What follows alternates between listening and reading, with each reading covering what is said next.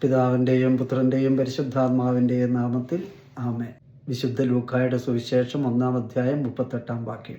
ഇതാ കർത്താവിൻ്റെ ദാസി, നിന്റെ വാക്ക് എന്നിൽ നിറവേറട്ടെ.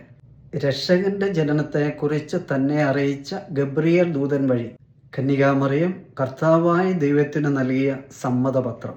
ജപമാല ഭക്തിപൂർവം പ്രാർത്ഥിക്കുന്ന ഓരോ വ്യക്തിയും കുടുംബവും സമൂഹവും പ്രാർത്ഥിക്കുന്ന ഓരോ അവസരത്തിലും പരിശുദ്ധ അമ്മയെപ്പോലെ കർത്താവിനോട് ഇതാ കർത്താവിൻ്റെ ദാസി, നിന്റെ വാക്ക് എന്നിൽ നിറവേറട്ടെ എന്ന് സമ്മതപത്രം കൊടുക്കുകയാണ്.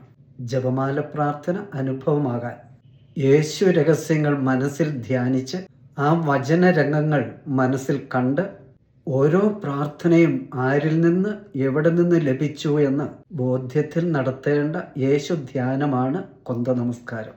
പരിശുദ്ധ ത്രിത്വത്തിന്, പിതാവായ ദൈവത്തിനും പുത്രനായ യേശുവിനും പരിശുദ്ധാത്മാവായ ദൈവത്തിനും നൽകുന്ന സ്തുതിയും ആരാധനയുമാണ് ജപമാല പ്രാർത്ഥന.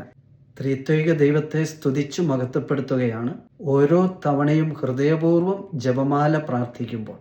അതിലൂടെ നമ്മെ ബന്ധിച്ചിട്ടിരിക്കുന്ന സകല ബന്ധനങ്ങളും അഴിഞ്ഞു വീഴും. ദൈവമക്കളെ, ജപമാല ധാരാളം പ്രാർത്ഥിച്ച് ഇതാ കർത്താവിൻ്റെ ദാസി, നിന്റെ വാക്ക് എന്നിൽ നിറവേറട്ടെ എന്ന് ദൈവത്തോട് ഏറ്റുപറഞ്ഞ് ദൈവമക്കളുടെ സ്വാതന്ത്ര്യത്തോടെ ജീവിക്കാം. ഈശോ മിശിഹായ്ക്ക് സ്തുതിയായിരിക്കട്ടെ.